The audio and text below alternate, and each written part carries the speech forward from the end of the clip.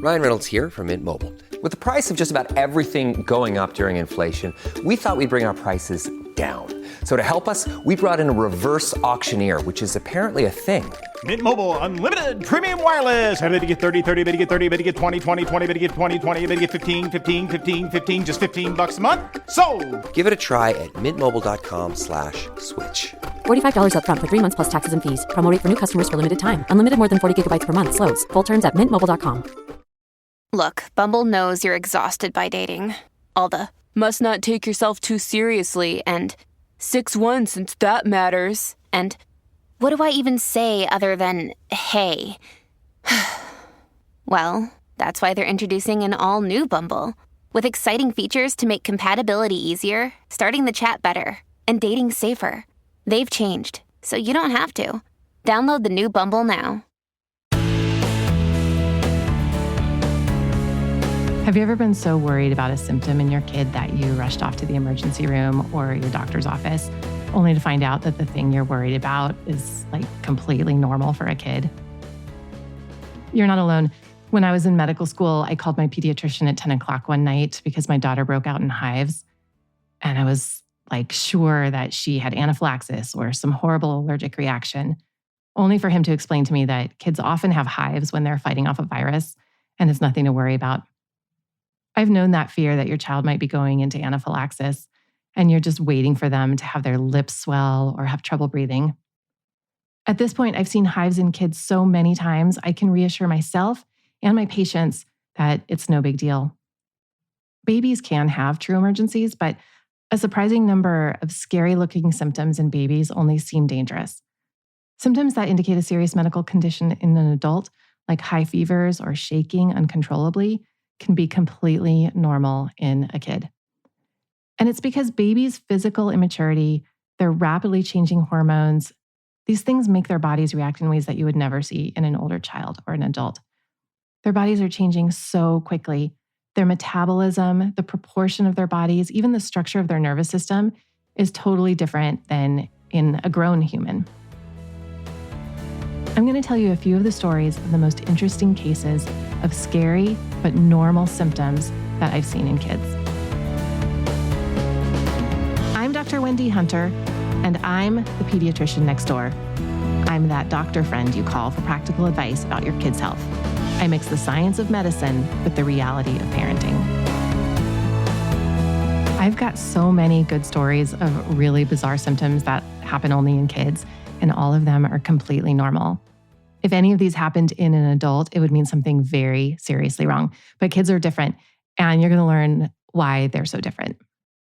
In this episode, I'm going to share stories about all the weird colors that kids can produce that freak us out. And I'm starting with yellow. Most people are familiar with jaundice in a baby. Their skin has a yellow color because they have too much bilirubin in their blood. Bilirubin comes from breaking down red blood cells, and the liver gets rid of bilirubin, but it takes a few days for a baby's liver to start working. If the level gets too high, it can cause a neurologic problem. But once the liver starts functioning, the jaundice will go away, and that usually happens in the first week. It's more complicated than that, of course, but for now, you just need to know lots of babies have jaundice, and lots of parents are rightly very worried about it. The patient I have to tell you about was 10 months old and started to turn yellow. It started on her nose, then the palms and soles of her feet started to look yellow, and that's when her parents worried that maybe her jaundice had come back. She had jaundice at birth, and the parents remembered they were told to go back to the doctor immediately if her skin ever became yellow again. They arrived in the emergency department around 9 o'clock at night. Unlike patients that I've seen with jaundice, her eyes weren't yellow. So jaundice always starts at the head and moves down the body. So you're always going to see yellow in the eyes before you see it anywhere else. And her skin was more of an orange color than a yellow.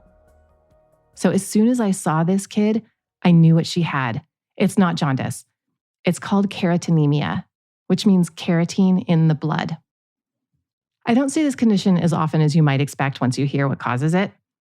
It's common in kiddos who eat a lot of vegetables that are rich in beta-carotene. So, for example, a lot of squash, carrots, sweet potatoes, those all have a lot of the orange pigment, carotene, in them. Babies naturally prefer the sweet taste of carotene-rich foods like sweet potatoes and carrots. And many foods that aren't orange actually are surprisingly high in beta-carotene. For example, You can't see the orange carotene pigment in green vegetables like spinach, asparagus, and broccoli because that really strong chlorophyll pigment covers up the paler orange molecules that are in those plants.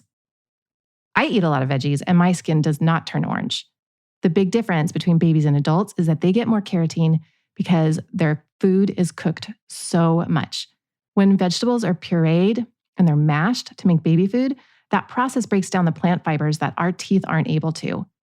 So this processing makes more carotene available to be absorbed by the baby's intestines. There is one teenager I've seen with this condition, and she had anorexia. She was almost exclusively eating carrots and drinking juices. Like the teenager, when a baby has eaten a lot of carotene, the extra is released with your sweat, and the skin absorbs some of this pigment. So that's why the first place you will see the orange color is where the baby has the most sweat glands. So first in the tip of the nose, then the palms and soles of the feet. The color is going to be more pronounced under artificial light, so you may not see it at home, but your pediatrician may point it out in their fluorescent lit exam room. Now the important point. When should you worry about this? Honestly, never. Again, this condition is seen only in babies and it's nothing to worry about. As your baby's diet changes, the orange color is going to fade away. This is a sign, though, that your child might need to eat more variety. So I would try adding things like nut butters, peanut butter, almond butter, meats, eggs, yogurt, things like that. The next mysterious symptom that turns out to be totally normal is a story about turning blue. Most humans know that blue lips mean a person is not getting enough oxygen, and that is a terrifying situation. Again, it was around 9 o'clock at night when parents of a 3-week-old baby brought in their child because he was blue around the mouth. They told me he turned blue every time mom fed him, but she wasn't that concerned about it until dad came home from work and mom told him about the blue color, and they both became very worried and came to the emergency department. I examined the baby and he looked completely normal. He was even breathing quietly, which honestly is extremely rare for a baby that age. They're so loud. So my diagnostic investigating led me to ask the mom to feed the baby so that maybe I could see the blue around the mouth. Mom took out her nipple shield, which is a plastic nipple that moms wear to help the baby latch better in their early weeks. She fed the baby for a few minutes and the blue color did appear, so I examined him again. One really important clue to this diagnosis is that the lips themselves stayed pink. The blue color was only around his mouth. Blue lips are called cyanosis, and they do indicate low oxygen, but this was not cyanosis. I think what was going on is that the nipple shield pushed on the baby's skin around his mouth, and that in combination with his light skin color unmasked a really interesting phenomenon in babies. What happens is that the area around a baby's mouth just absolutely floods with blood, and the blood vessels dilate and open up when a baby is feeding. So if their skin is really thin, you can see the blood vessels more easily, and the vessels look blue when they're seen through the skin. When should you worry about a blue color change? Your worry is really, really warranted if the lips themselves are blue. So the first thing you want to do is warm up the baby, but only give it a few minutes. So if you wrap the baby up tightly and make sure he's getting nice and warm, if his lips are still blue, then you have a real emergency.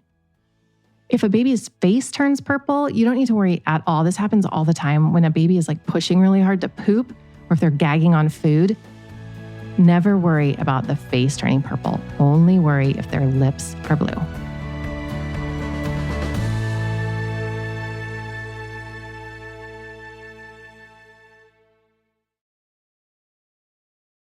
Your brain needs support, and new Ollie Brainy Chews are a delightful way to take care of your cognitive health. Made with scientifically backed ingredients like Thai ginger, L-theanine, and caffeine, Brainy Chews support healthy brain function and help you find your focus, stay chill, or get energized. Be kind to your mind and get these nootropic chews at ollie.com. That's OLLY.com. These statements have not been evaluated by the Food and Drug Administration. This product is not intended to diagnose, treat, cure, or prevent any disease.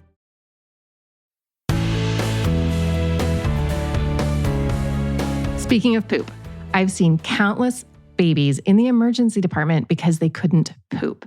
But this episode is about color, so I'm going to tell you the story of a baby with fluorescent green poop.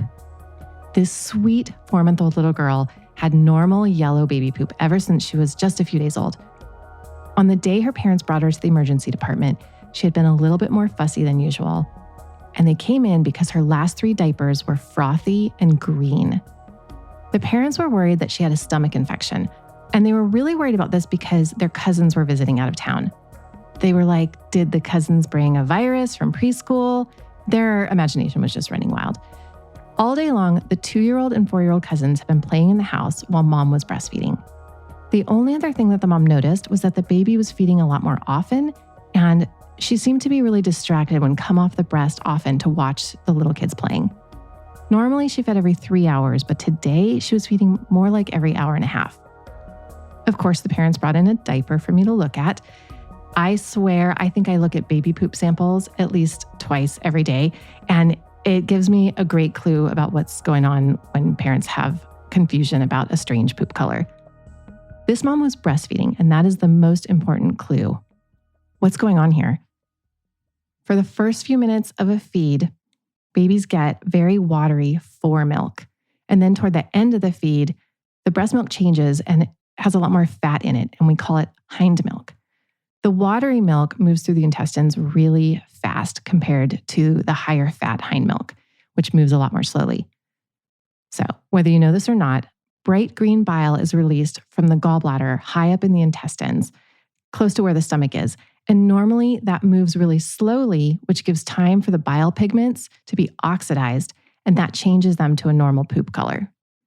But if a child has a lot of fore milk, it's very watery and sugary, and their stool is going to move very quickly through their intestines, the bile salts will stay bright green and won't have time to oxidize, and you'll end up with a very frothy, bright green stool. When should you worry about the color of poop? Well, you definitely want to worry if there's blood or mucus in the stool, because that can mean that a child is intolerant to the protein in milk. That's not lactose intolerance. Lactose is the sugar in milk. We're talking about a protein intolerance. So you don't want to have blood or mucus. But in terms of color, everyone knows, I say this all the time, all the fall colors are fine. Any color that you would see on a fall leaf, like red, orange, brown, green, even some of those rusty reds, those are all fine colors for poop. What you don't want to see is black, white, and bright red. It's like those bad jokes. What's black and white and red all over? It's a terrible joke, also a terrible poop color. I've covered blue, yellow, and green, and there are so many other stories that I want to share, but this is one of my favorite weird baby things that are completely normal, and it starts with white. The parents of a 6-week-old baby came to the emergency department after their baby woke up one morning with a warm lump in his chest, right under his right nipple. When the dad gently squeezed, a white milky substance came out. So obviously they were terrified that this kiddo had an infection, and they went straight to the walk-in hours at their doctor's office. The doctor they saw was also really concerned about the redness and the white fluid that was draining, and sent the family to the emergency room. I saw him in the emergency department, and as I was examining the baby, I very gently examined the chest lump, and breast milk squirted across the table and hit the father in the face. I'm not making this up. The father was quite surprised. Again, this is nothing to worry about, but it's really weird. At least 50% of both normal newborn boys and newborn girls have some amount of breast enlargement, and it can be seen on just one side. About 5% of babies will produce a milk-like substance, and it's called witch's milk. This happens because babies are absolutely bathed in mom's hormones. After a baby is born, they have a level of estrogen in their body that very rapidly falls after birth. And when estrogen falls, this signals a milk-producing hormone called prolactin. Prolactin for lactation. And that temporarily increases and causes breast enlargement. And that's exactly what happened in this case. And it explains why the lump enlarged so rapidly. This kid had a very rapid decrease in his estrogen, which signaled prolactin to increase, and that caused the breast enlargement.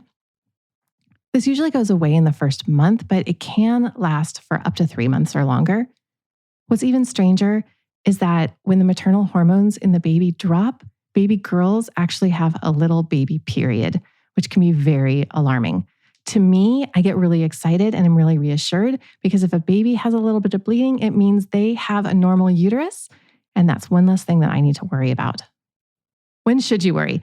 If the breast appears red or seems tender, or if the baby has a fever, you need to go straight to your pediatrician because there could be an infection.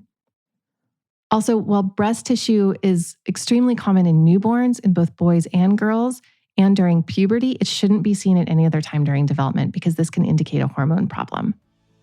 It's okay to have some breast changes after about age 9 in both boys and girls, but anything younger than that is worrisome. As this last story shows, you should never be embarrassed about having a concern because obviously even physicians can be fooled. These weird things that we see in babies are scary because they mimic things that we know are dangerous or worrisome. I mean, baby poop looks like an intestinal infection even when it's normal, and the way babies move honestly look like seizures.